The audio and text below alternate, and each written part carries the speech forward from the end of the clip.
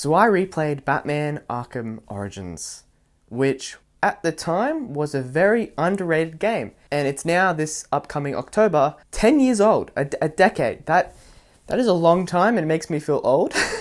I loved this game. I thought it was so much fun back when it came out. I never really fully understood the hate people had for it, but over time, I think people have come to appreciate it, especially with the recent releases of Gotham Knights. That game sucked. That game was a live service game, but they got rid of like the online components, like probably 6 months before release, I reckon, because of like the backlash with Avengers. Yeah, good work, Warner Brothers Montreal. What they should have done is they should have made Batman Arkham Origins into a trilogy. So they would have had their own Arkham trilogy, and Rocksteady would have had their own trilogy. And they would have made more money. They would have made heaps of money if they made Batman Arkham Origins into its own trilogy with Troy Baker and Roger Craig Smith, which I talked about recently in my Sonic video, and now I'm going to talk about him again. Roger Craig Smith is in this game instead of Kevin Conroy. Rest in peace, the best Batman voice actor. But Roger Craig Smith, who voices Ezio, he does a great job in this game. I think he's a perfect young Batman. And obviously Troy Baker, who's fine. I think his Joker's good. I don't think it's bad. It's just like, it's serviceable. But the two really do wear the boots of Mark Hamill and Kevin Conroy quite nicely, and I think it works really well. There are some flaws with this game, but it feels like Arkham.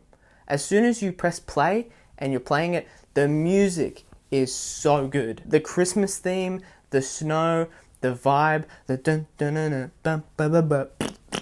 I don't know, I would say it's the best soundtrack in all the Arkham games. Period. It's really good. The trailer they released to reveal the game with Deathstroke was the coolest thing 13-year-old me had ever seen. And like the slow reveal that it's Batman, and the explosion, and then the fight, and then it's like Arkham Origins. Whoa! That was the coolest trailer I can remember in a long time. The opening at Blackgate Prison is, I think, a genius start, because it feels sort of like an homage to Arkham Asylum, and then you also get to fight Killer Croc, which, what a way to start the game, fighting Killer Croc. The story overall with the 8 different assassins is fine. I think it works in a way to make the player play the game, if that makes any sense. Like there's 8 assassins, you gotta defeat them. That's like a very gamey story, and I think it works for this kind of concept. But overall, it really isn't about the 8 different assassins. Yeah, they impact you. Some of them are side missions. This game is more about the relationship between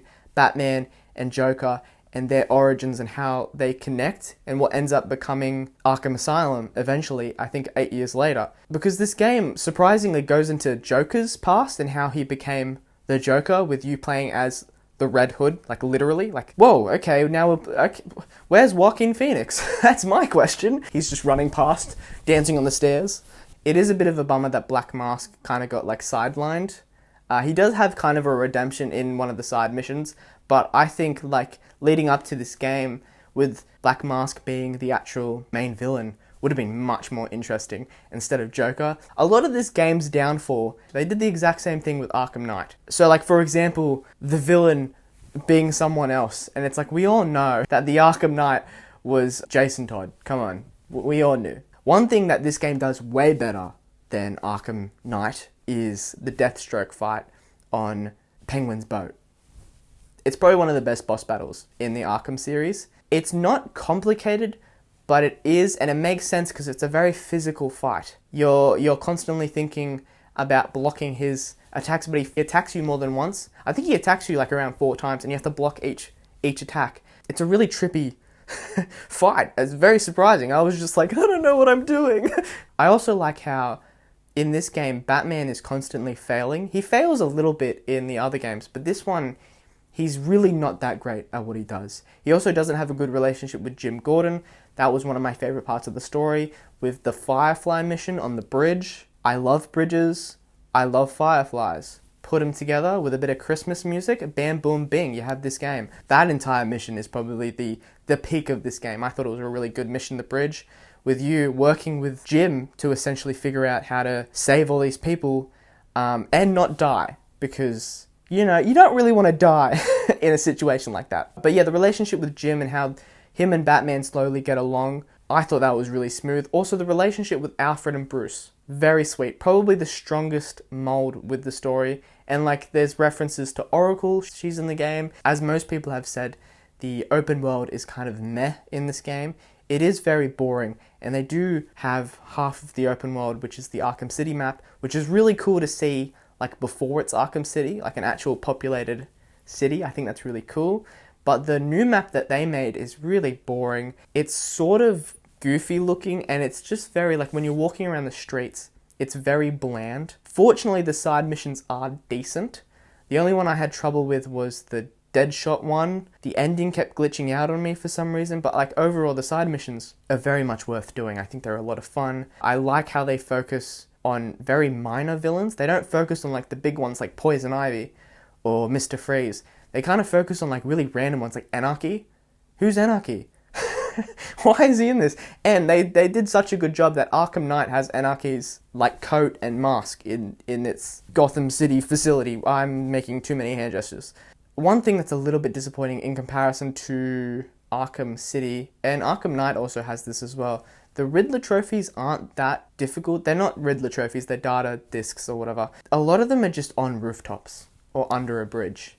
They're not that complicated to get. In Arkham City, probably 90% of them, it's like a puzzle that you have to figure out, and 20% of them are really difficult and you have to look them up on YouTube. The puzzles are decent when there are puzzles. I also like that when you collect all the data discs, you get an actual Riddler trophy. I think that's cool. Some people think it's stupid, but I'm like, oh, that's awesome, because it's the first Riddler trophy that Batman ever gets in his origin story. It makes sense. The fast travel's stupid. I'm sorry. They put fast travel in this game. I don't think I ever used it. It's fun to glide around as Batman. That's it. It's fun to do that. I don't understand why you wouldn't glide as Batman. Batman not gliding would be like if he had a teleporting jump, like in a different game, that I will not talk about. The best part of the game is the detective vision. Not the detective vision, but the detective stuff. Investigating a crime scene, trying to figure out what's happening. Really well done. Really fun. Quite challenging. One of them I got really confused with. I was like, where do I go? How am I? Who am I? Why am I? The one with the helicopter is fantastic. It's really cinematic, and I think it's a side mission from memory. I might be wrong. Another thing I was very surprised with is the fact that Bane is like a big part of this story. Bane is genuinely intimidating in this game, far more than Joker. And he wins. He essentially beats Batman to a degree. It's pretty crazy. Fortunately, Batman does end up winning and gives him brain damage, but hey. So the moral of the story is, if your enemies win, give them brain tumor. Ba-da-ba-ba-ba-da. I liked the ending. I didn't love the boss. The boss was fine, but the actual ending where you go to Blackgate and Joker's taken over is a really great homage to Arkham Asylum. He even has the dun dun dun dun audio. It works. It's a good ending. I don't know. If you like the ending, let me know. If you hate the ending, also let me know. Or don't. I don't care.